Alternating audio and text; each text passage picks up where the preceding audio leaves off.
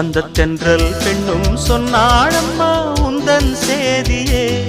அவள் சொன்ன பின்பு மின்னல் போல வந்தேன் தேடியே. என்னை நீ தொட்டவுடன் எங்கவோ பொங்குதையா, முற்றுகையிட்டவுடன் சிற்றிடை தின்னுதையா.